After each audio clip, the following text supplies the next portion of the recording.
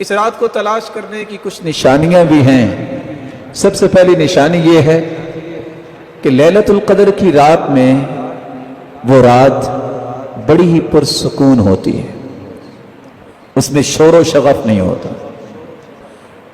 دوسری نشانی یہ ہے کہ وہ رات عام راتوں کے نسبت ٹھنڈی رات ہوتی ہے، لیکن اس میں کوئی آندھی یا اس طرح کی چیزیں نہیں ہوتی، بڑی پرسکون رات ہوتی ہے۔ تیسری نشانی اس رات میں روشنیاں ہوتی ہیں، لیکن آج کل کے ماحول میں اس کا اندازہ میں اور آپ نہیں کر سکتے۔ جہاں بلب اور اس طرح کی چیزیں ہیں، وہ جگہ جہاں کوئی بھی لائٹ کا بندوبست نہیں، اس کا نظارہ وہاں کیا جا سکتا ہے کہ فرشتوں کے نزول کی وجہ سے اللہ ذو جلال نے زمین پہ کیسی روشنی کی ہے۔ اس کی چوتھی نشانی یہ ہے، نہ یہ رات سخت گرمی میں بھی اتنی گرم نہیں ہوتی اور نہ ہی ٹھنڈی ہوتی ہے، طلقہ، بڑی کھلی فضا، جیسے انسان جاتا ہے تو کس طرح محسوس کرتا ہے، اسی طرح اللہ تعالیٰ نے اس رات کو رکھا ہے۔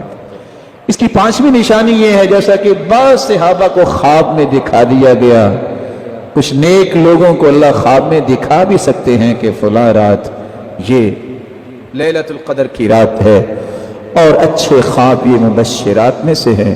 وہی تو ختم ہوگی ہے، اچھے خواب باقی رہ گئے ہیں۔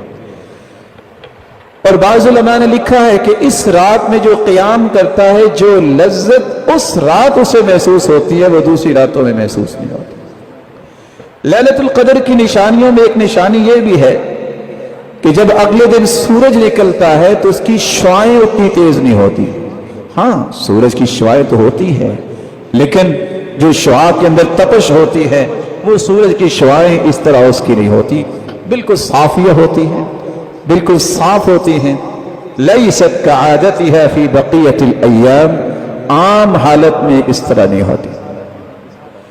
اس کی نشانیوں میں ایک نشانی یہ بھی ہے کہ سورج جب دوسرے دن نکلتا ہے، حمراء ضعیف، جوبن کے ساتھ سورج نہیں نکلتا، اس کی رنگت سرخ ہوتی ہے اور کمزور وہ جوبن ہوتا ہے۔